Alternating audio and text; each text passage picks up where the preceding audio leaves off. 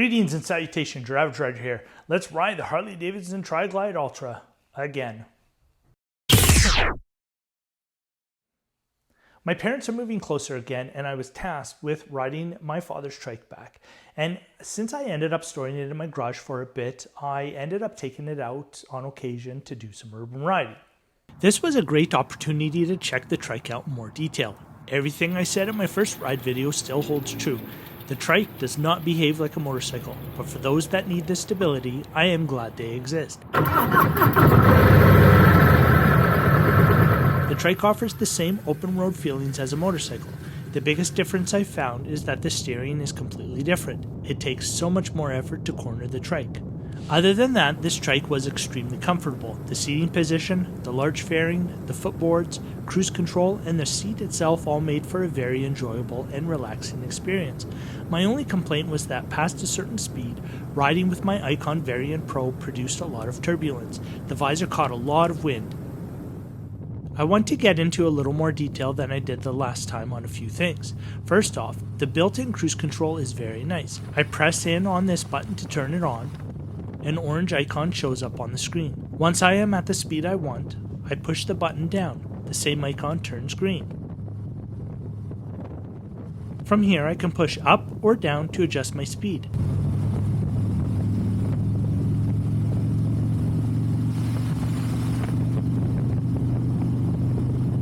Pushing the button in, pulling in the clutch, applying the brakes, or rotating the throttle forward all cancel the cruise.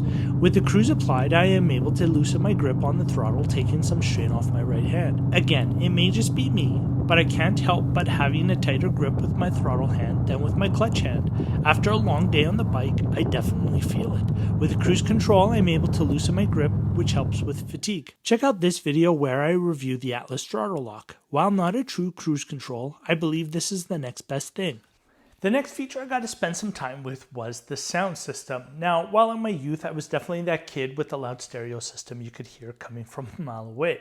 I would now find it slightly embarrassing driving through the city traffic with Elvis Presley cranked. As great of a song that Suspicious Minds is, fellow motorists may not want to hear that. That being said, this sound system is loud. Loud enough that I only had it at half volume while traveling at just over 100 miles per hour. And it's way louder and the sound is much fuller than the speaker system in my helmet. It was kind of fun to use on the highway while at the same time I didn't feel like I was bothering anyone else. Now, if the sound system wasn't even an option on the trike, I definitely wouldn't miss it. Finally, I want to talk about the built-in head unit with navigation. While having the navigation is nice, I've always preferred Google Maps or Apple Maps on the phone. But I think that's mostly because the map applications operate very smooth on today's modern mobile phones. I haven't met a built-in navigation system that operates quite as smooth. In comparison, the built-in navigation just feels clunky. If this head unit had Google Auto and Apple CarPlay, that would be awesome.